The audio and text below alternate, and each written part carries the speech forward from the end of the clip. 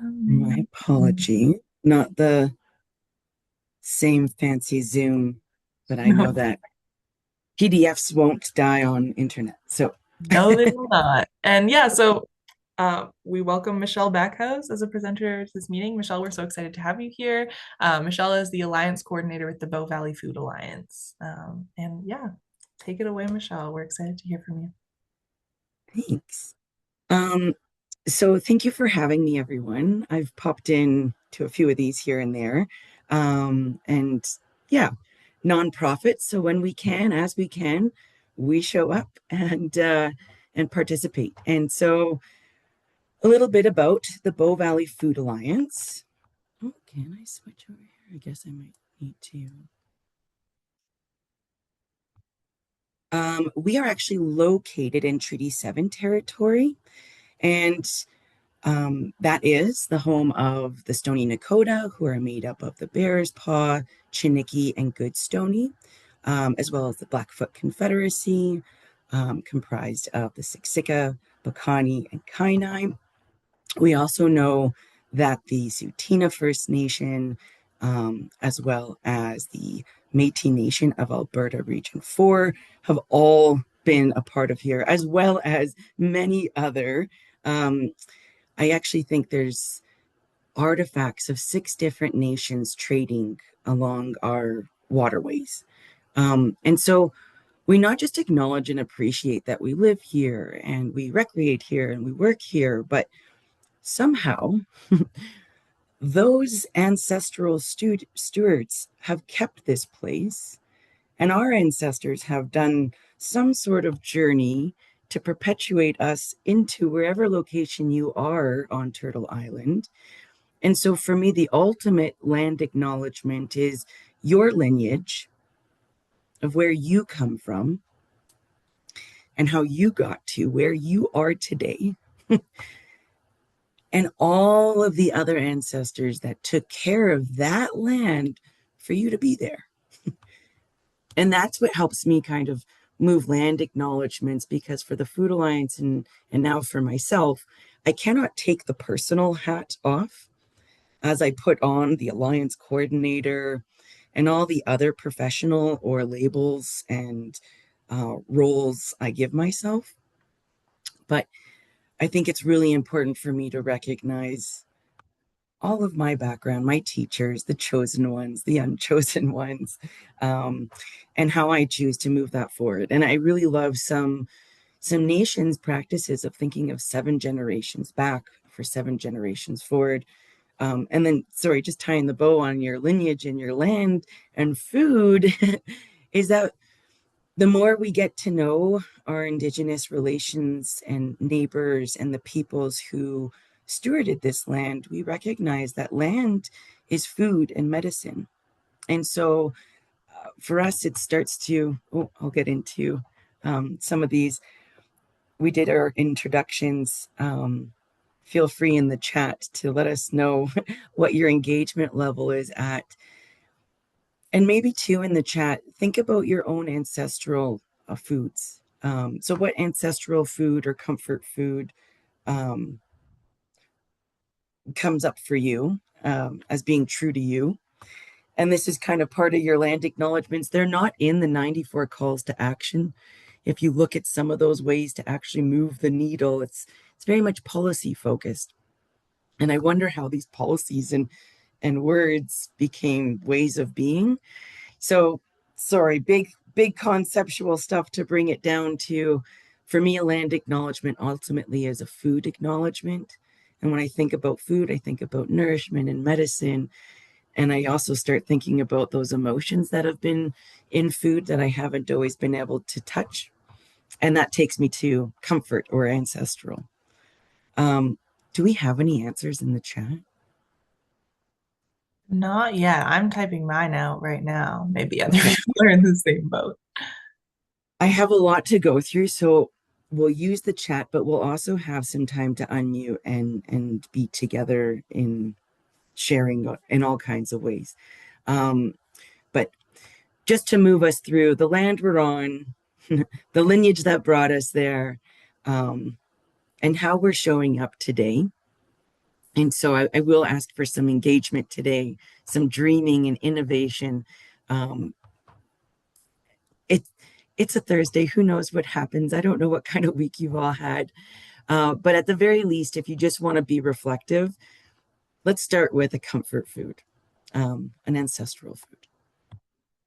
And while you drift up your thoughts there, I'll share more about the Bow Valley Food Alliance. We're a network, so welcome to it. If you want to join, you too can be part of our alliance. And we really look to create local food systems that are built in regenerative practices, regional economical growth, respect and stewardship for the environment, but also looking at reconciliation and intergenerational ways of sharing knowledge, spreading knowledge. Um, because right now, the system, I believe, needs some innovation and some disruption. You were talking about processed foods, and that really gets me riled. So, what we do is we bring different people together. If you're part of business sector, if you're part of HR, if you're part of municipal work and recreation, or any type of services, nonprofits, um, uh, you know, cultural groups, generational groups, there's many different communities, and we collect the voice of the food community. So if you want to eat or have a thought or an involvement in the food world, this is your world to join, the Food Alliance. So we connect people to each other, your most unassuming people, museums, to libraries, to schools, to Indigenous and non Indigenous relationships. We inspire action that comes from community. So we really listen to lived experience, and we turn that into what usually turns is a policy ask. So, or inspire things of more dignified, welcoming practices.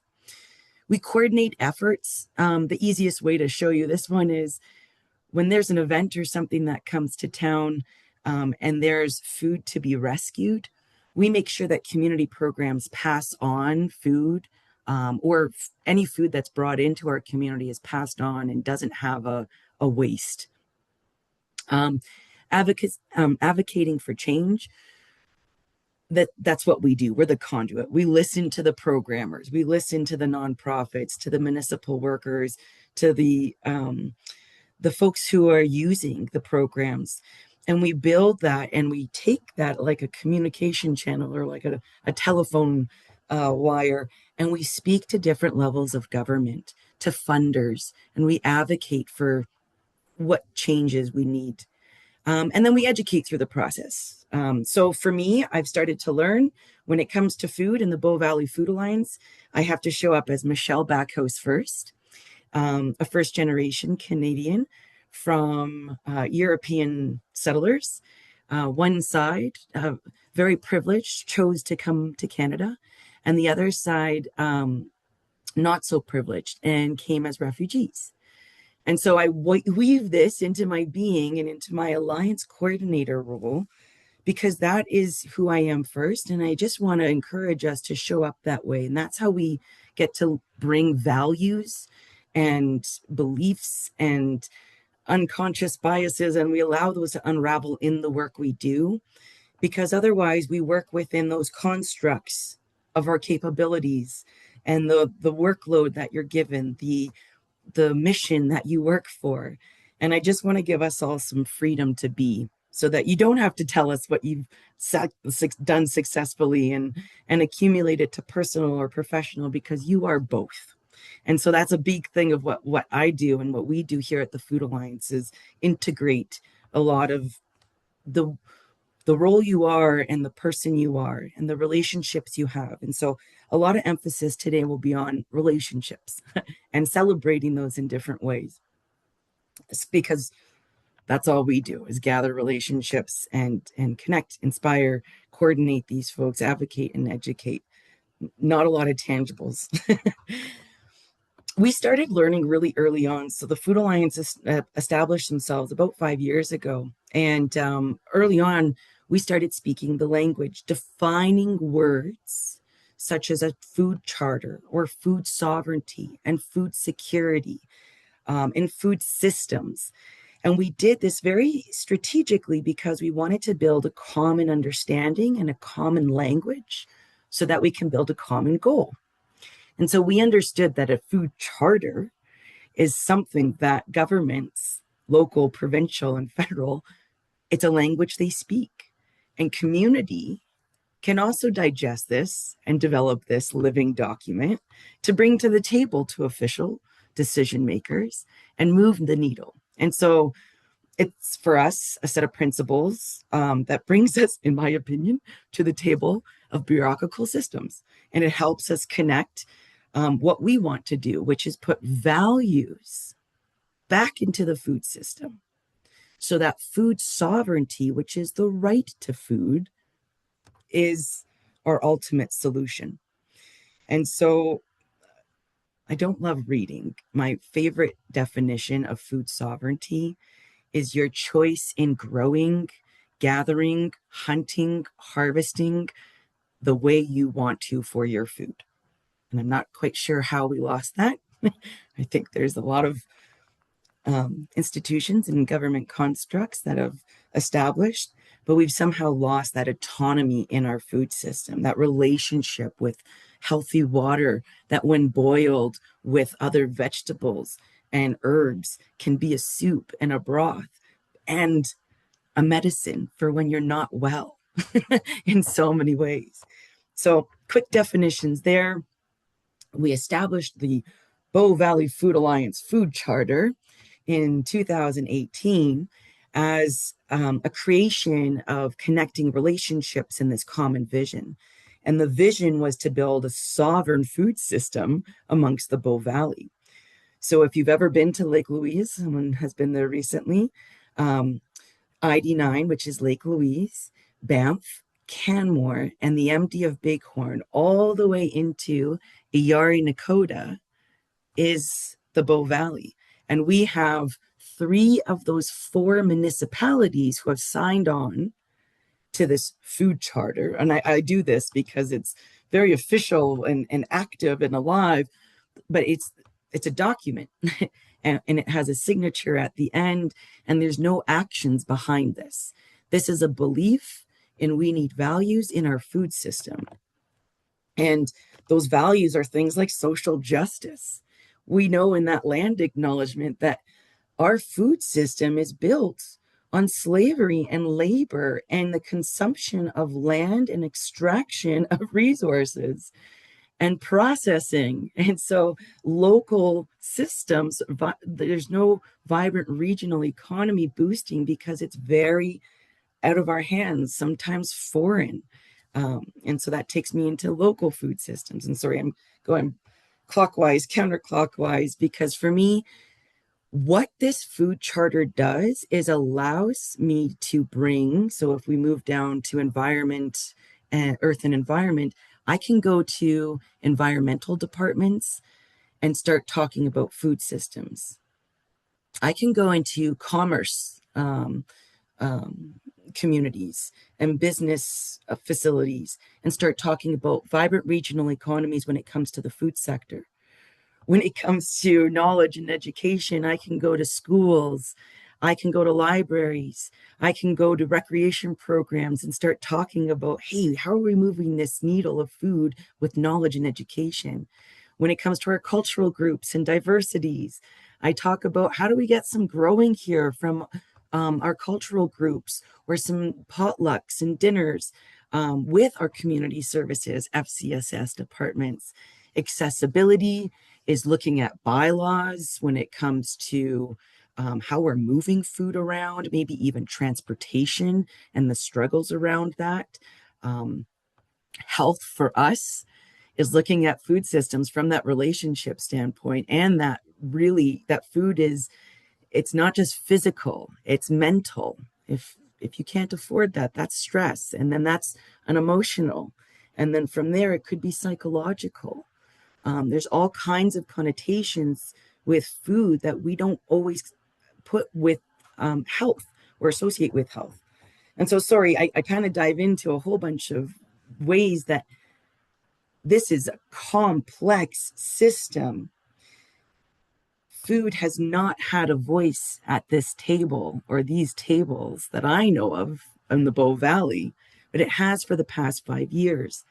And it's amazing that we've had funders and believers fund us to hold these relationships and see that when we bring a food expert panel and they're all of BIPOC um, representation or of different economic statuses, and we're giving them the microphone and we're paying them and compensating them, we're changing the system because we're also asking elected officials to be in the audience and listen to. So complex system that works on a piece of paper that we call a food charter. And the way this food charter works for us is it allows us to bring different conversations and people to the table.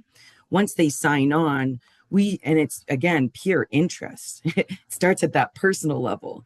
There's no one in finance who's really interested in food except for that parent who struggles and works with 5 other families and parents to do a lunch cycling program where they each make lunch for about 5 to 7 kids.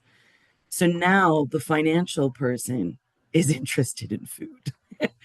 So this is why relationships are important. This food charter then brings these people to the table. So we gather, we meet, it's one-on-one, it's in groups, it's at fairs, at dinners. There's all kinds of things happening. We don't create too many events unless something is needed. And we do hold one quarterly municipal and sector meeting that feels a little bit more like these peer learning sessions. This document, we use it to help decision makers guide their decisions in a food-focused, value-focused way. It helps us work with other organizations to strategically plan in a collaborative way with food-related policies at the front of our focus. So not sure if everyone's paying attention, but there is a really fun benefit that I think Canadians really deserve, and it's called the Groceries and Essentials benefit, which would give Canadians about $80 to $150 a month for your groceries and your essentials. An economist has done this big study and found it in the budget, and it was, yeah, we do subsidies in different ways, and this would be a direct subsidy for moving the needle on food. And action plans. We build actions together. So whether it's with our community gardens or our food programs, putting more welcoming, dignified practices in, we build that together.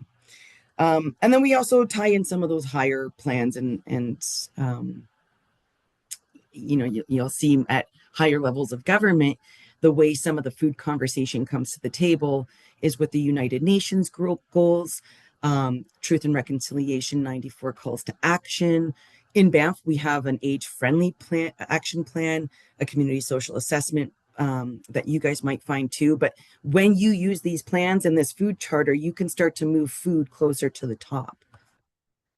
And the reason why we do this is because it relies usually our food systems and supports on the backs of volunteers, nonprofits, funding to funding.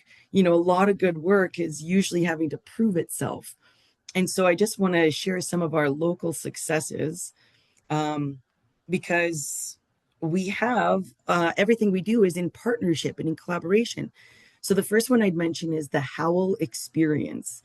And they were also, I believe, an award winner or at least a nominee. And they have a program called Harvesting Spirit. And so this is for those of you working with that almost adult, coming into adulthood population. This program actually specifically targets those folks. And so it's a 1-week program. We get 1 day of collaboration with them. But Harvesting Spirit is 3 days on the land, harvesting an animal and living on the land for 3 days and working with elders to harvest, and then they feed other community members, and that's how they feed themselves. But they basically practice old country traditional ways with knowledge keepers and elders as they feed themselves and community. And it's a week-long practice. So it starts off with some introductions. They fully set up the camp. There is an animal to be harvested, and the day that we get to share with them is in collaboration with the Yari Nakota Food Bank, which has a greenhouse and a garden space, but no staff funding and capacity for them, for the food bank to run the greenhouse and garden. So a previous June program, this Harvesting Spirit happens in October. We plant things in the ground. The staff on their break just waters, and there's actually been a watering system put in. And then in October, a new cohort comes in and harvests. And what they harvest goes into the hampers of the food bank that day, or it turns into a free for all, grab what you want. So really fun community event. We've also on the same day, because there's over 15 to 20 students, and I say students, but they're participants who are coming to learn these traditional ways. And so I hope that gives a little bit and I can send out more information about the Harvesting Spirit specifically, and the Howl experience. But one really cool collaboration of how we work on welcoming and dignified food access. And I guess, sorry, I'll back up a step. That group that I told you about that meets quarterly, that brings the municipal administrators and other food sector workers and support and interest parties come, they decided to work on accessibility this year. So we've been focusing on accessibility as one of the core values and diving into what does that look like in our community. And we've done that through our partnership programs and just other programs that exist. And so when the Food Alliance and our community has explored what does accessibility look like, we spoke about welcoming and dignified food access to fresh food, whole food. So that's what we really tried to focus on. And I'll highlight that in number one because it's literally coming from the ground. I can also mention some really welcoming, dignified practices of the seeds and what was grown was influenced by an elders wellness group. So even community spoke about what goes in the ground to then be harvested. And the only outside community support was the labor needed to put the seeds in and pull them out. So just really important to know that can't happen unless you have labor. And the labor that comes is about 20 different individuals for a full day, 2 times a year.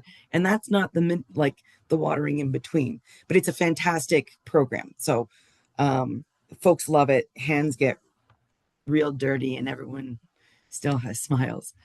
The next one I'll talk about is our Banff Public Library, and they do a couple of things. So what I'm going to highlight here is the little pantry, which lives very close to their entrance, and very as far away as it can be from the front desk.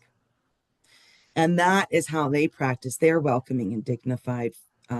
It's on the same type of, you'll notice in the middle here, there's a bunch of different resources. So there's also hygiene kits to pick from, information to grab from. So it's not per se, anyway, very obvious that if you go there, it is food needs specific.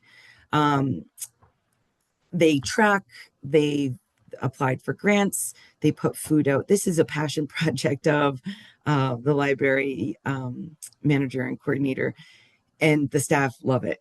So again, it's not a typical project of libraries, but they recognize that they're open 7 days a week, and they're also open the longest hours of the day.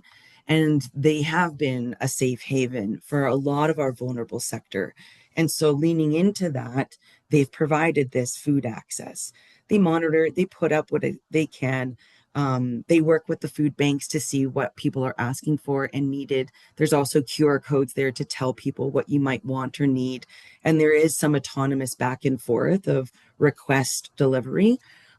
So that's a really cool practice there. The Homelessness Society of the Bow Valley, has different outreach supports, and they started wheeling out a cabinet called the Community Food Cupboard. And it was full of, again, some of the requested items from the folks that they chat with. It was another way of having a touch point to let folks know about their services. But it was not part of their office. They did wheel it right outside. So they only monitored inventory. They tried to monitor folks that they saw, especially if there was a touch point. That was an easy one.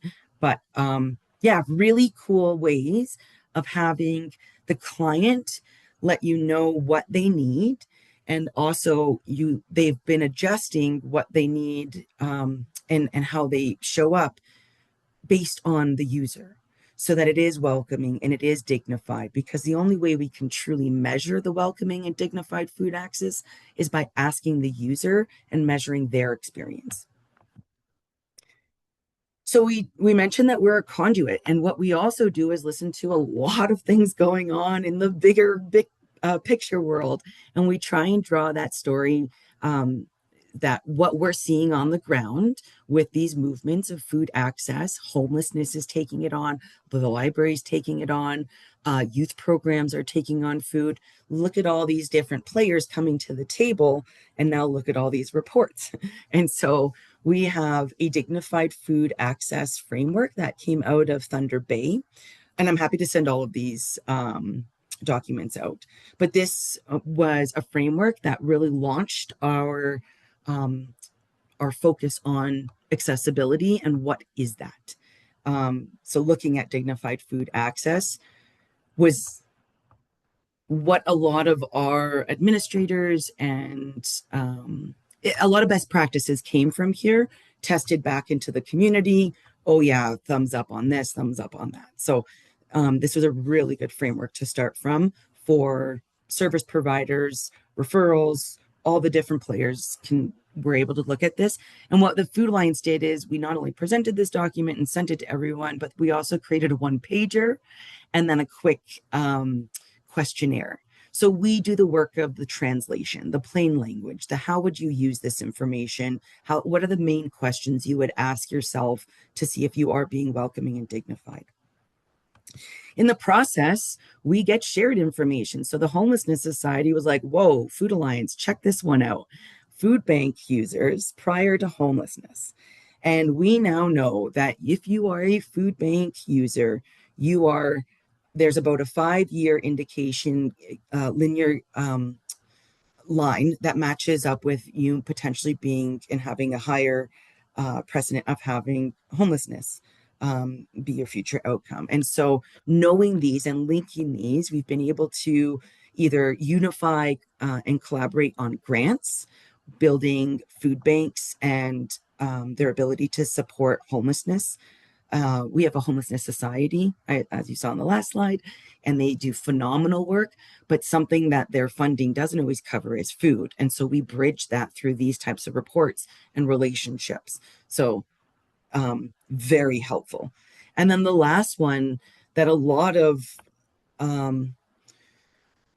for myself and a lot of people who are doing this food sovereignty work, understand and have been understanding for a long time, but it does give you a gulp moment of food insecurity is what brings us usually to decision makers' table. People want to buy a bunch of apples so every human has an apple. I'm going to go back to only because it was triggered by someone mentioning the stats of, or no, not the stats. Someone was mentioning processed food. Our food world is so unregulated and monopolized. It is time we start working on that food sovereignty piece. So some wild current stats here in Canada. There are 3 owners of all the crops in Canada, and they own 90% of the crops. So 3 owners of over 90% of our crops. When it comes to seeds, there's 2 owners and they have 100% ownership. When it comes to meat, there's 2 companies and they have 90% monopoly over the market. And when it comes to, oh, sorry, I got that wrong, but they're both three. So the first one was actually mechanical stuff, tractors, trucks. Three businesses own 90% of those. And then when it comes to refineries, processing sites, three corporations own 70%. So it is very on your two hands, one hand, actually. Oh God, that's terrifying. Because who knows what that crossover looks like. And they lobby for regulations, health, marketing. They regulate or lobby for a lot of, sugar water being cheaper than actual water.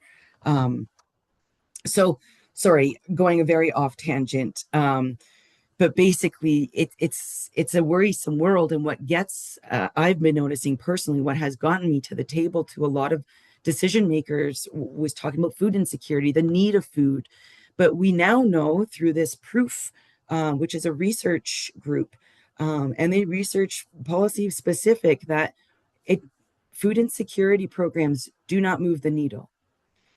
Food insecurity is measured by the price of food, which is constantly going up, and only going up because of grocers. It's called greed inflation. Their greed, their pockets inflate. Farmers don't get anything. And then the wages. So our wages aren't going up, but the prices of food are going up. And if we don't do something about the wages or disrupting this price system, then we're not looking at a sovereign system. And I don't mean to sound worried and scary about that, but it's facts now. So gulp and let's collaborate, let's connect, let's inspire, educate ourselves, and advocate, because that groceries and essentials benefit will absolutely help us. And you can all go and email all your MPs and the federal budget's been passed, but we can still let people know that this is important to us. Okay, a little break as we talk about more success stories. And heads up here, this is part of our activity. So I'm going to present two stories that are of actual existence in the Bow Valley and area. And I'd like you to vote on one that means that's percolating a little bit more inside you and your community, maybe as a possibility. So the community food cupboard that exists in Cochrane. Do you want me to give you a minute? You know what I'm going to do? I'm going to give us a minute to read in silence. It'll give me a break, and it's all a bathroom break and a little break. I'll give us about 2 minutes if that's okay.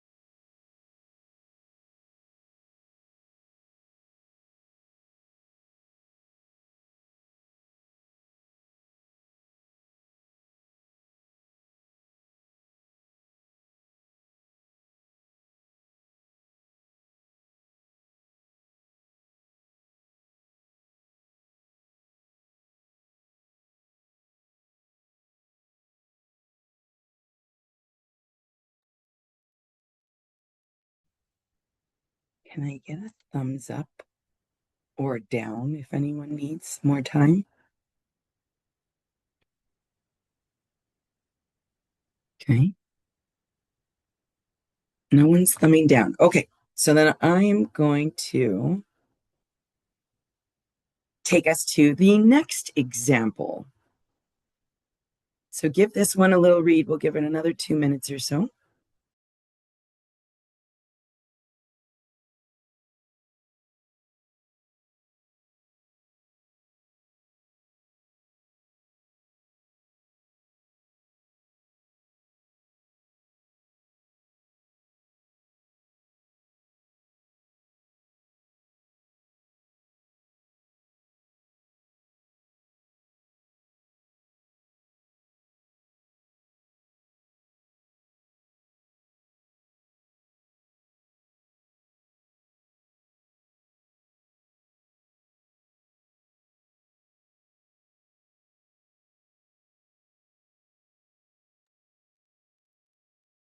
And once you're done, if you can just vote on the cupboard or the app, and you can vote on in the chat, you can vote verbally.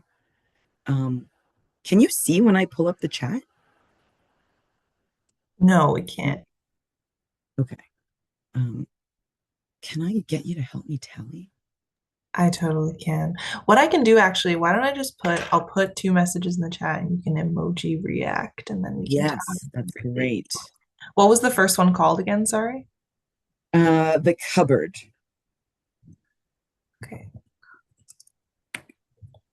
And we're voting based on like just what one speaks to us more, or Yes. oh my goodness, I'm indecisive. They're both great, I think.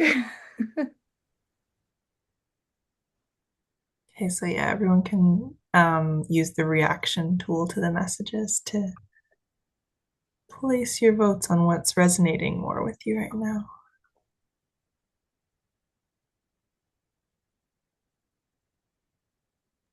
Can you go back to the app one? Sorry. Oh, yeah.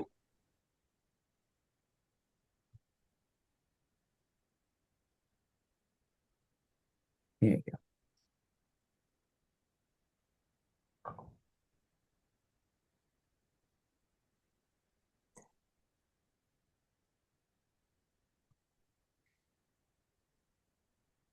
Oh no, we're tied. Oh, one more for the bread app just now. Okay. Oh, except for no, now one less. Other people are similarly conflicted. I think both the stories are really cool. Okay, so we do have three for the bread app, it looks like. Okay. Oh no, now three for the Cochrane cupboard. Four for the Cochrane cupboard. This is very. Okay. How do you vote both? Yeah, that's how I feel too. It looks like okay, we'll do a 5 second countdown for anyone who's waiting to place their votes. Five, four, three, two, one. Okay, Cochrane cupboard it is. Okay. Here we go. So, a little review of the cupboard. Um, it's a collaborative model, dignified access, based on food security. It's rather than your traditional hamper, it's just putting in that choice. A call out happens, anyone can access. Okay. This next part, if anyone is improv familiar, um, there are no no's. So that's the end of that one. There's only yes ands. So when we look at this vision from your own community, which is our community of all everything, there is no end, there's no border, there's no. So we're going to ask ourselves these questions. Feel free to jot them down in the chat. Feel free to vocalize them. But in your community, if this is a local vision and it lands today or tomorrow, who benefits? Who uses this? Is it those after school kids? Is it your seniors, your folks that have mobility?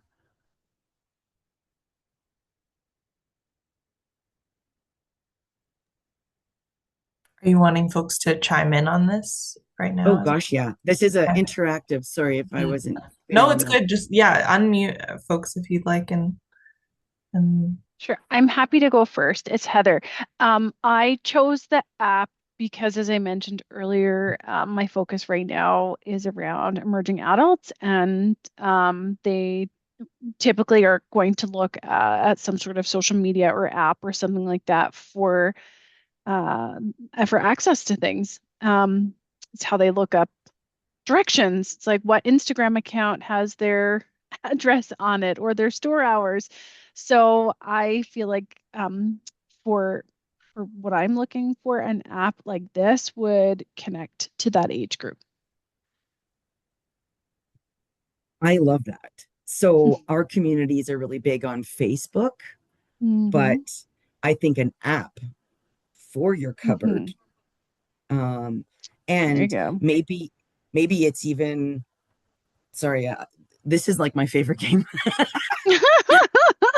The reason I'm doing this, and I should preface this, is I was in a food summit gathering, and there was a future innovator.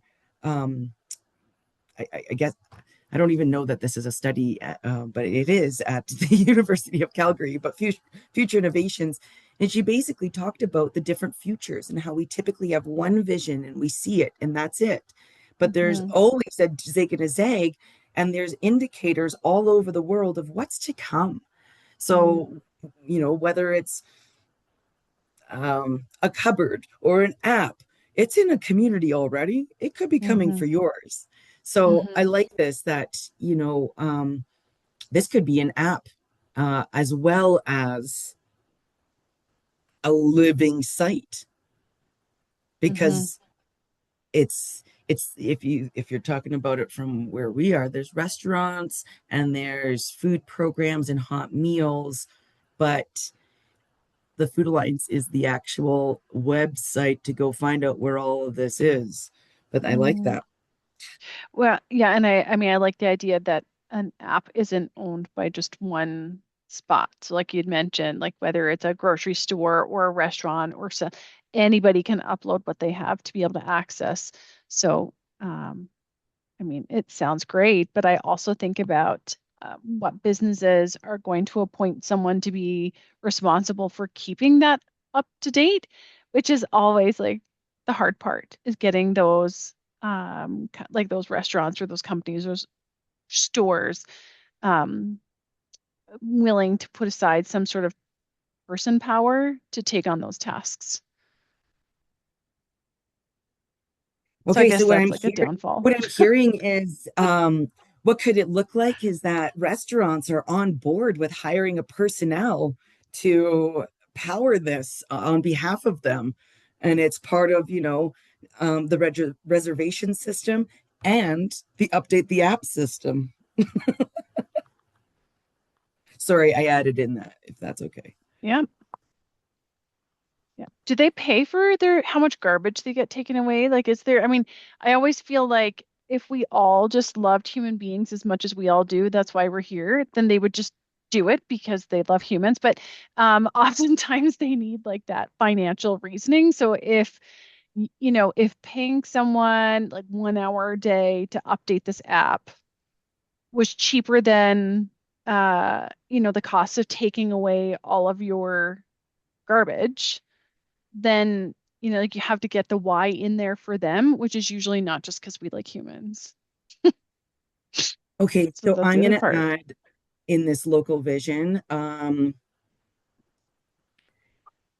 who might be the first to use it and who would benefit from it. So I think municipalities will be the first to use this app in incentivizing their food waste reduction program, which is tracking which ones use this app. So the municipality will get you started. Here's your $1,500, I don't know. Let's go with municipal incentive of $5,000 for your quarterly tracking. You tell us how many meals you've got rid of, how much food was diverted, and we pay you for staff time. Hmm. You know what? I actually really prefer saying a living wage for 5 hours a week. What do you guys think? How many hours a week would this take?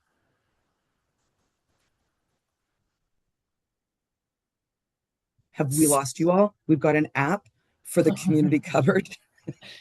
So I have an interesting, like I actually belong, I'm gonna call it a food rescue I belong to, and it's just it's pretty grassroots low key. We use WhatsApp. And what happens is as we receive food from this, it's a grocery store. with close to expiry or stuff that's just starting to go. They package it up in boxes. This lady picks it up and she puts it on her driveway and she takes pictures of it. And so how the WhatsApp works is as long as the picture is up, that food is there. If I come, then I take a picture of what's remaining. So I can take whatever I want and I take a picture of what's remaining so that nobody's driving going, what? Who took the bag of beans or whatever it is, the yogurts? Um, and if it absolutely there was just too much and the group of us and the group is because it's WhatsApp, you just sign up and then you get pictures, right? And if it's too much and the group can't actually take what's all there, then we post on upcycling.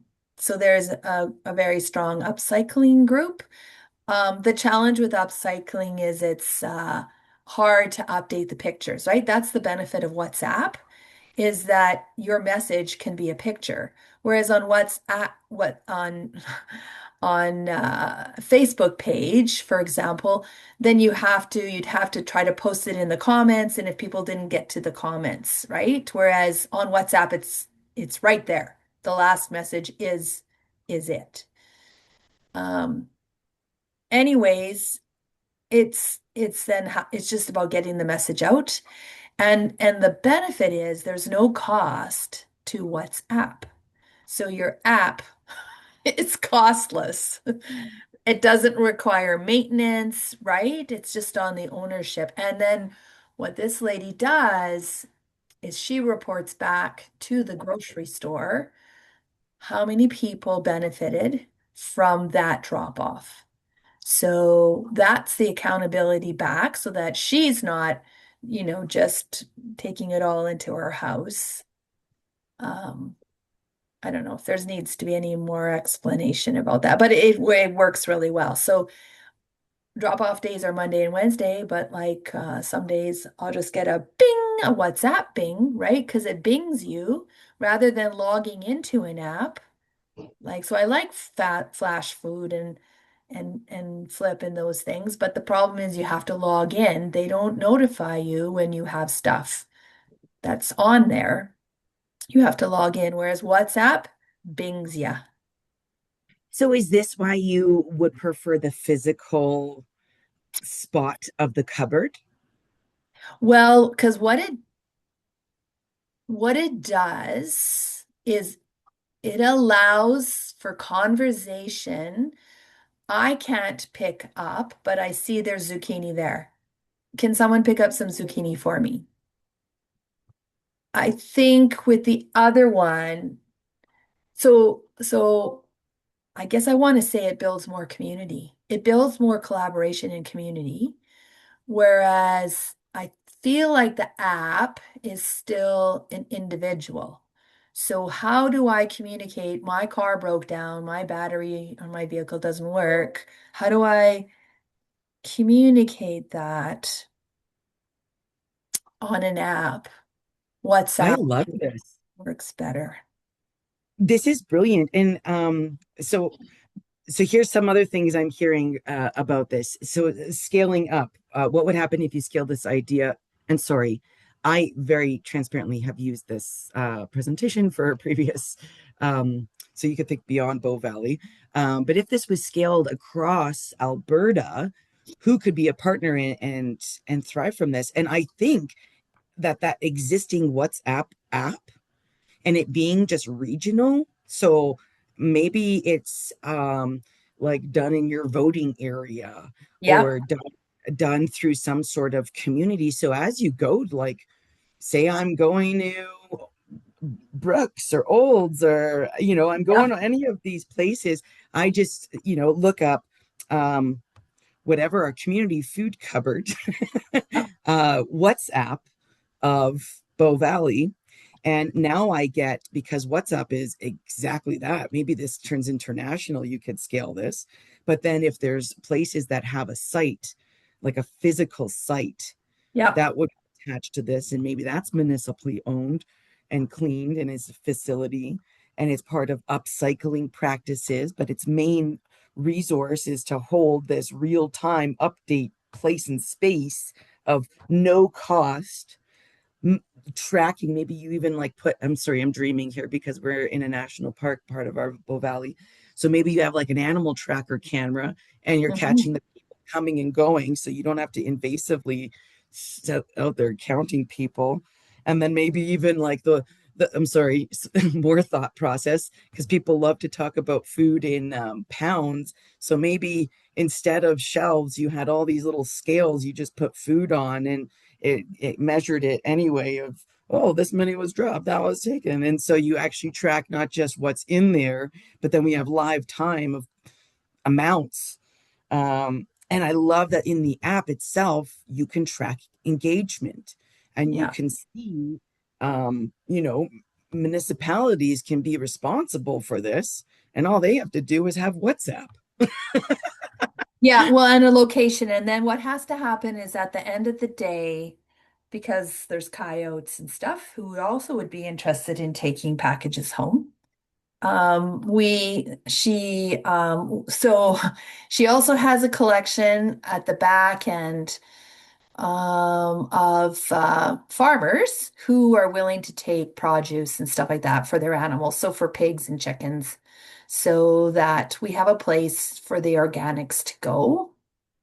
I'm going to say what has been the biggest challenge for her is people will take food and leave boxes. So sometimes she's got like a whole stack of cardboard boxes, and she's like, please take a box when you take the food, because otherwise her recycling winds up being, huge.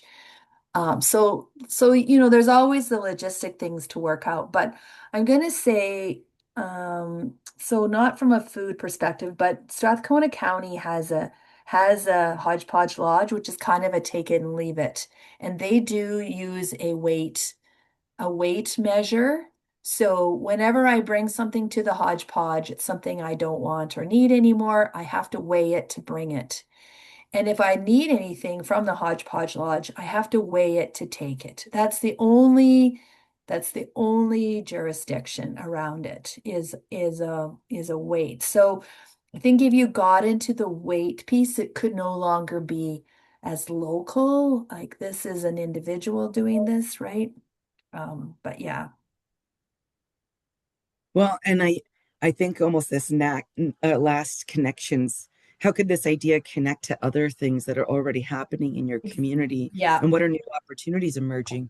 Well, we've got these whole recycling resource recovery reciprocals. So it's like full on stations.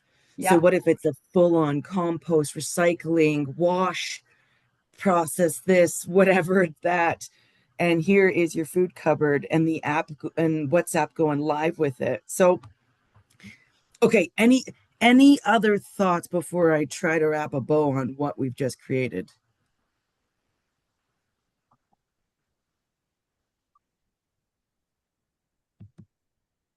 Okay.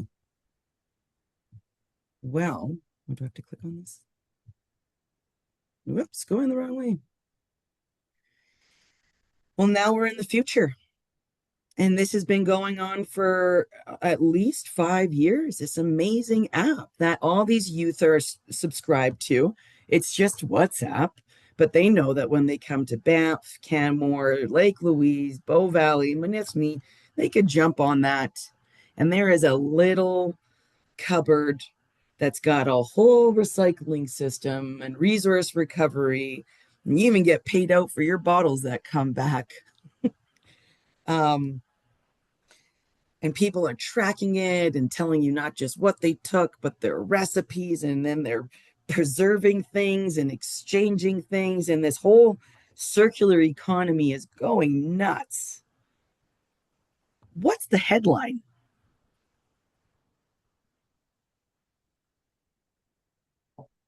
How do we sum up our success in a really snazzy marketing kind of way?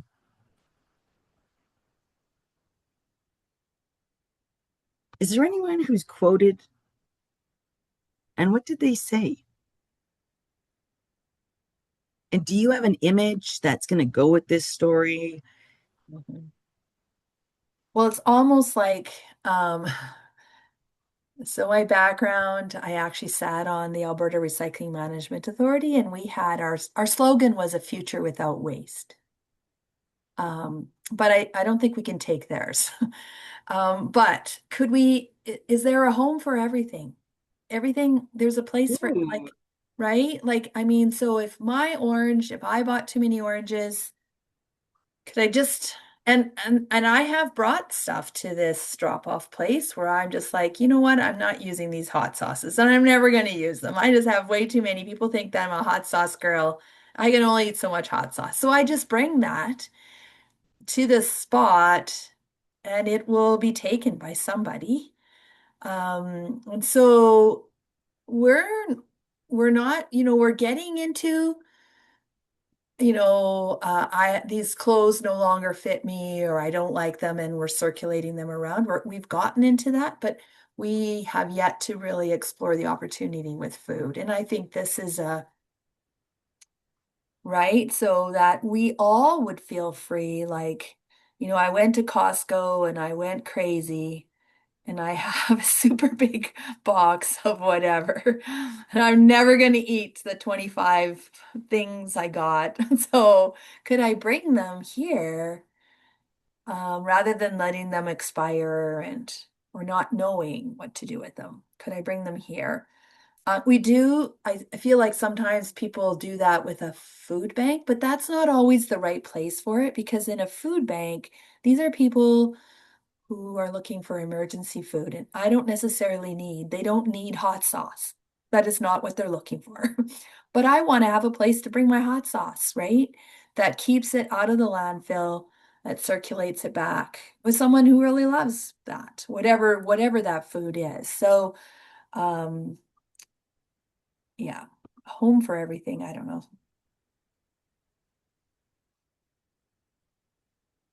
thank you. I really like that. I have a future. I have everything in print ready to go in my head. So I'm just going to leave space. Does anyone have something very,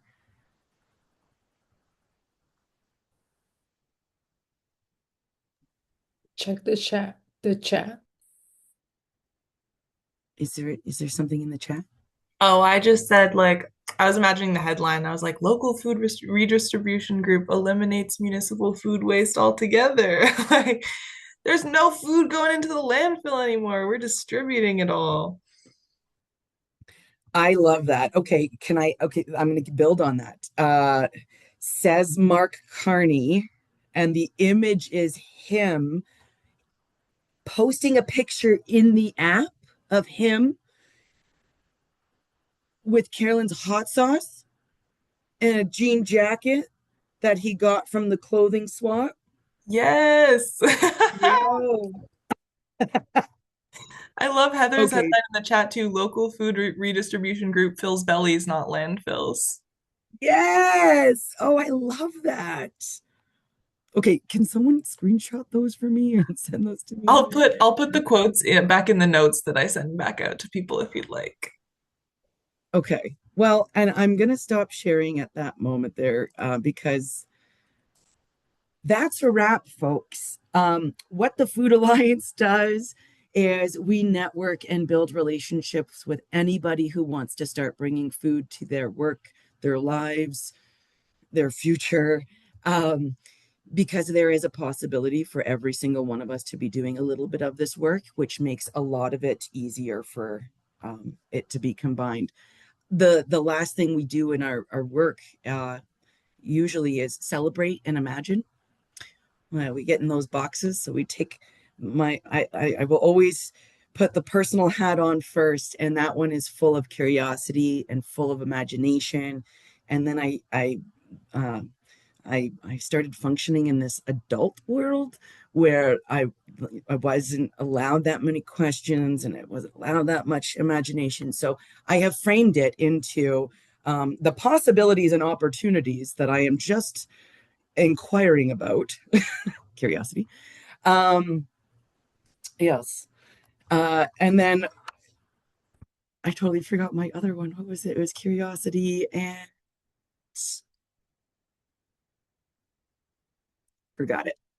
Uh, but anyway, and being imaginative. And no one likes the imaginative, but in the real world, we all use innovative. So we can all be innovative in the work that we do. Walk the borders you walk in whatever program you can only do, and then bring in the person who can touch the other side and walk with them. That's kind of what the Food Alliance does. We'll cross over, we walk alongside, and we will wait until we can meet people where they're at. So thank you for joining us on our journey of telling you what we do, how we do it, and then actually engaging in it with us. We like to dream of what comes from community is the best. And so your lived experience is more valuable than you know. Keep bringing it to the table. And if you want to continue the conversation, we're always looking to grow.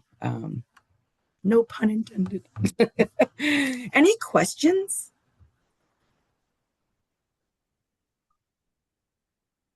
Thanks, Alyssa. Yeah, it's fun to dream. We don't really do it often and celebrate, and I think it's really important work. So, um, heads up, hands off the keyboard, and Thank you so much, Michelle. That was so much fun, and it was great to learn more about the Alliance and the vision there and the mission. And it's fun to get curious and imagine and hear what people have already seen in the community. So everyone join me in a virtual applause for Michelle for a great presentation. This for being here doesn't happen Yes, points for improv. I love an improv rule, me myself personally. I'll stop the recording there for today.